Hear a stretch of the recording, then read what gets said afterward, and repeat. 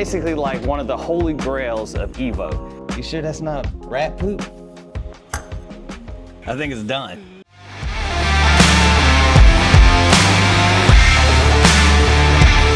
That's America!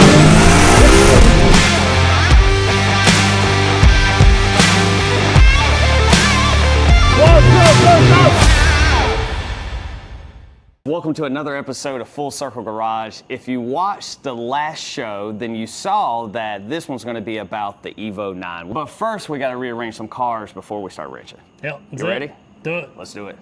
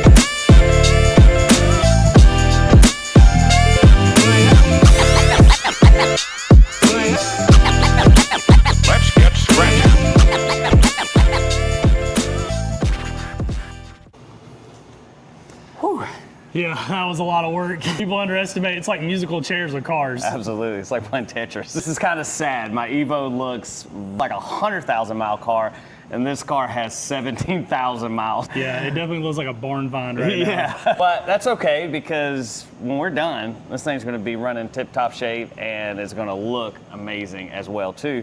And then we'll go for a ride in it. So this car means an absolute ton to me because my father died from leukemia, and before his death, he asked me, what's your dream car?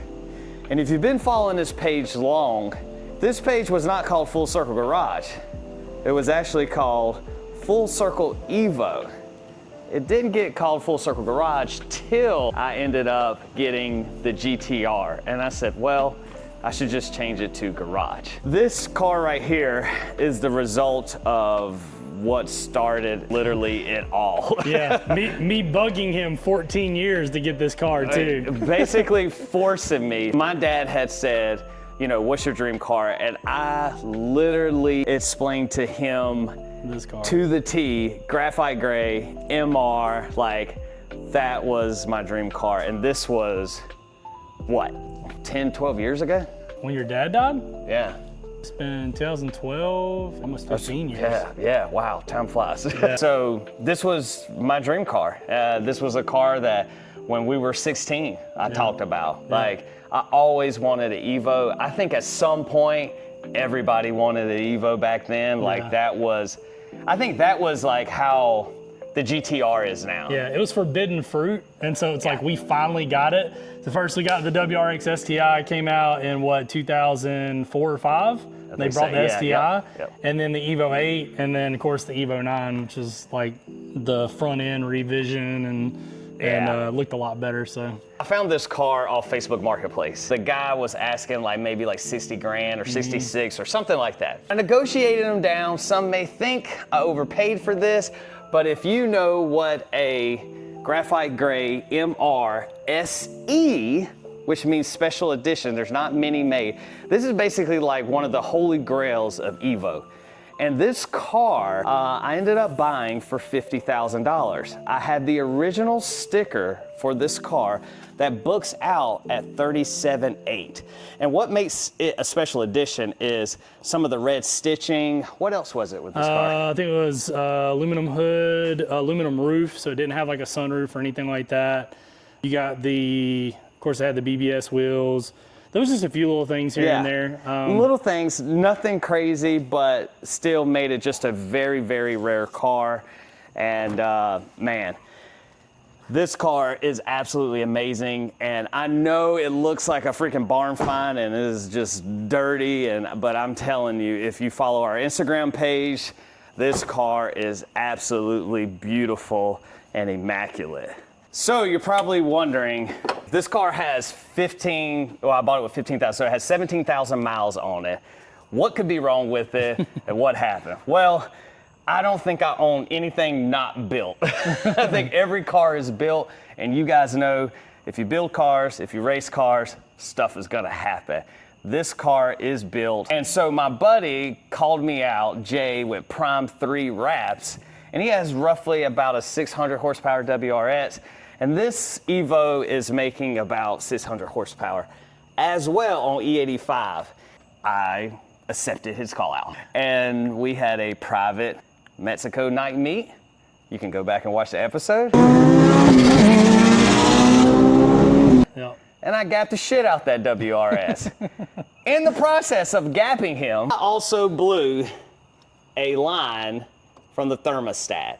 And as you can see, it pissed coolant out. And Russ is absolutely terrible. Jared, tell us about what's done to the engine and what all you have done to the car since you bought it. Okay, so this car is a built long block, pistons, rod, FP red turbo. So as far as motor modifications, that was all completed. I haven't done anything outside of that, maybe some ignition coils, and just simple, very simple stuff. So I forgot we did the exhaust. This is a 2006, so this is a lot of old, outdated technology. I'm trying to remember, what kind of exhaust was on it? Yeah, I think it was Megan Racing. It was a Megan. Oh, if you remember Megan Racing, that was like kind of entry level that everybody kind of did. And then I had to go with Tomei, but I'm not sure if you understand that Tomei makes USA a product and then they make a JDM product. I think their JDM product is just far more superior and sounds better. And it fits the bumper, and we'll get into that, because when I bought this car, it was USDM, but Japan does everything better. We ended up changing to the JDM headlights. We deleted the chrome because I hate chrome. We ended up powder coating the gunmetal wheels. Tried to buy another set, but Facebook is full of scammers. We ended up going with the JDM taillights that I think look way better. The MR logo on the back of it, and the Tomei exhaust down here. And so what makes the Tomei JDM spec is that it's cut out for the JDM bumper, which we also ended up adding to. I know it looks bad right now, but I tell you, if you want to see what this car really looks like, go on our Instagram video. She's dusty. I'm not even gonna rub it because I don't mess the paint up. Guys, the paint on this thing is actually really great. It's phenomenal. I believe too, we changed these too, didn't we? Oh yeah, we changed the side markers. Yeah, ended up changing the side markers on it. Get a little bit better look on the wheels there, the black BBS. Kind of going for the FQ 400 look. Yeah, that was the whole plan. Since I broke it, it's been kind of sitting. We're gonna be doing some more just maintenance stuff. Just kind of get everything checked out, get it back up and running in tip-top shape, all that good stuff. But later on, there is a serious build that is happening to this car. I can't wait. So that's an overview of my Evo 9, and we're gonna get started. All right, guys, we got the Evo pushed in the AC because it's humid as crap outside. So we're just gonna start taking the timing cover off.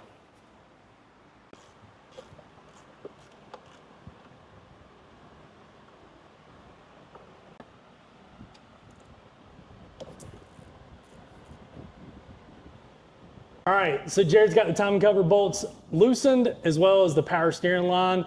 So we're gonna take a look underneath there and inspect the timing belt. Moment of truth. Please be good, please.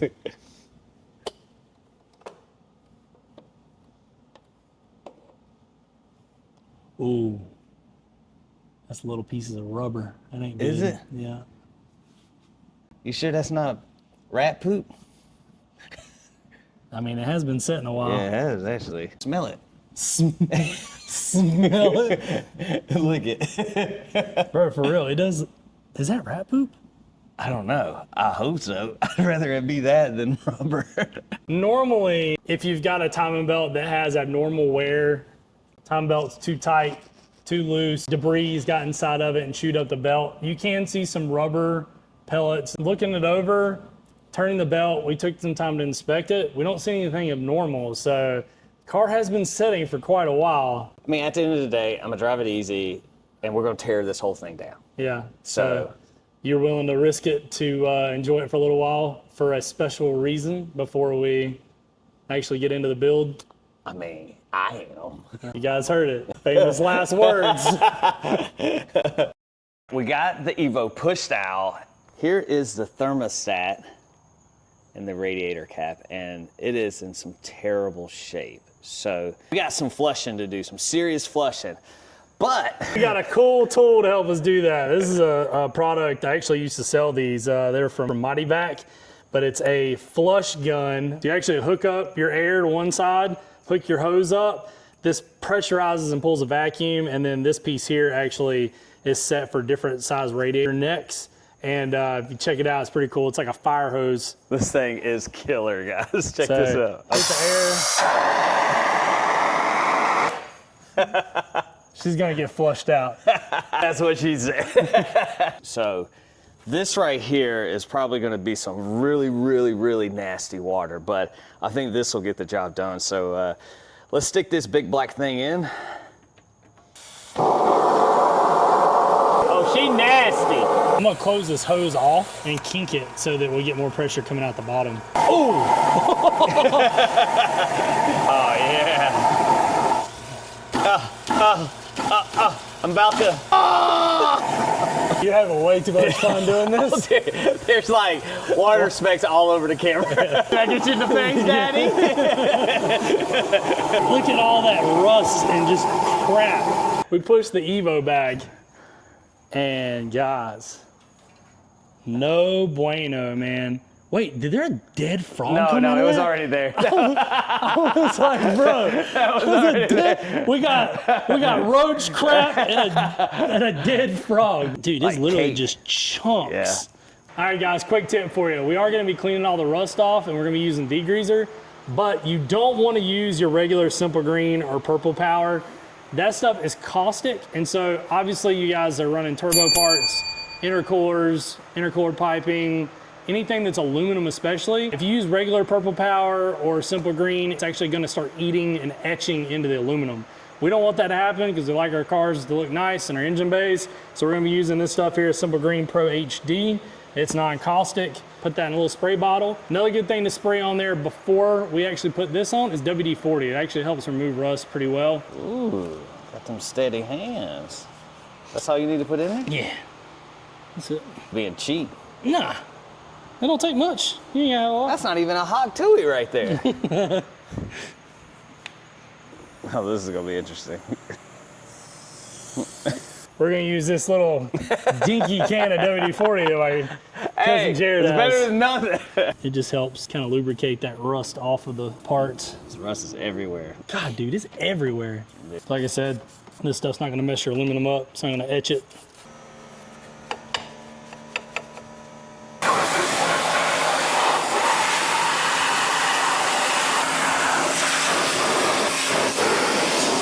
Yeah. Not perfect, but way better, like 95% better.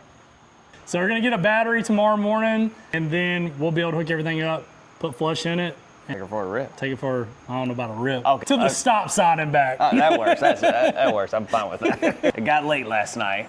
Yep, went till midnight. Yeah, and we didn't have a battery to start the car. We went ahead and got the battery, but before we do that, we got a few things we need to do with the thermostat housing. We just gotta get it cleaned up.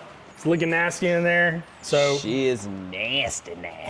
we're not too worried about all that rust because the flush is gonna get that out, but we are gonna make sure we got a new O-ring and a new thermostat from Mitsubishi.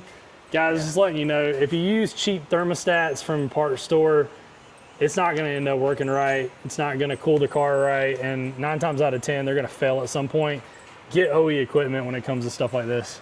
let's show them like the difference in both thermostats, because it's pretty remarkable and a reason why you shouldn't go cheap. So this is the OEM Mitsubishi thermostat. Yeah, so you get an O-ring. You guys can see there too, like the rubber seal at the top. But pay close attention to the springs. And then this one over here is a Murray. It says OE.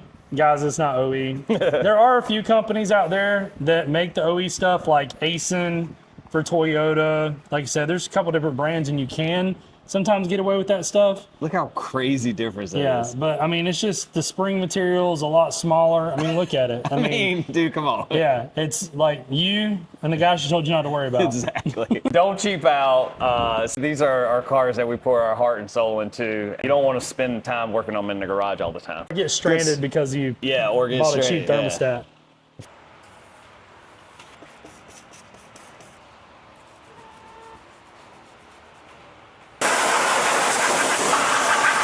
All right, let's get this thermostat in. Jared's got everything cleaned up on the thermostat housing. I wanted to show you guys a quick little tip. When you're installing your thermostat, you need to pay attention to this little needle here. This is actually for bleeding the air out of the system. So when you go to put your thermostat in, you need to pay attention to how the thermostat housing is placed. This one, you can't really tell necessarily in the video, but it's on a plane. So it's actually, if you look at my hand, it's actually kind of setting like this. So when the thermostat sits in there, we need to make sure that that needle is at the highest point. If your thermostat sits sideways, then that needle needs to be at the top. You can't just put this in anyway, or you're gonna cause problems. Your gauge is gonna read funny, it's gonna trap air pockets. So next time you go to put your thermostat in, pay attention to that. All right, Jared, so we found out we got more problems. We went back on the YouTube video because I was like, I think it was leaking under the thermostat housing. Oh yeah, dude, it's pissing out right now, yeah. There's a O-ring, it slides right up in here, and based off of all the corrosion that we've seen, we're pretty sure that's corroded, and so we're gonna actually take the whole thermostat housing off. Hopefully we have an O-ring here, replace it, bolt everything back together, and we should be good.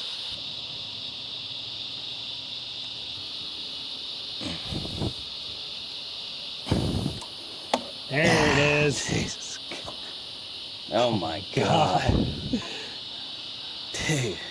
That's just crazy, man. It's such low miles. I don't know if they had just water and water wetter in it. That's what I'm guessing. That's what I'm thinking, I don't think they had, probably did a track day with water and water wetter and just never changed it. And it just set and it rusted. That is my guess. That's my best guess. Whoa, that pipe is bad, bro.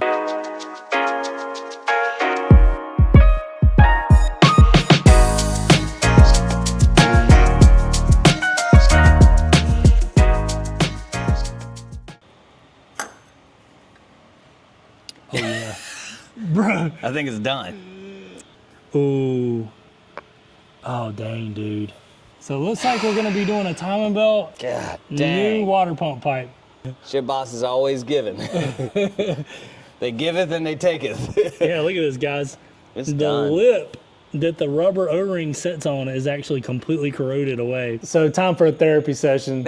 Jared and I have been sitting here having a conversation about what we want to do, because as we mentioned, we want to do a build on the Evo. We have parts, we have things planned for it, but Jared hasn't driven it in a while, and Like almost 10 months. So we've ultimately decided that we're gonna do everything just to get it back running. So water pump, timing belt, water pipe, housing, everything's corroded. Like it's just shot and needs to be going through. So we're gonna do everything we can to get it back running so I can enjoy the car, cruise with the family and stuff like that. Literally my daughter said, "Daddy, let's take the Evo." And I was just like, I can't. I'm gonna come to terms that this car's probably gonna sit for at minimum a year for all the stuff we have planned for it.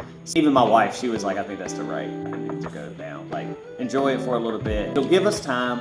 The garage will be done. We'll have more space. So for now, we're just gonna get it back running, enjoy it, and then yeah, the cool stuff happens next. we're gonna get some parts ordered, get everything going on the Evo. Each episode, there's just more and more happening. If you haven't already, please like, comment, subscribe, support the channel. I want a Viper! Let's help Jared get a Viper. Until next time.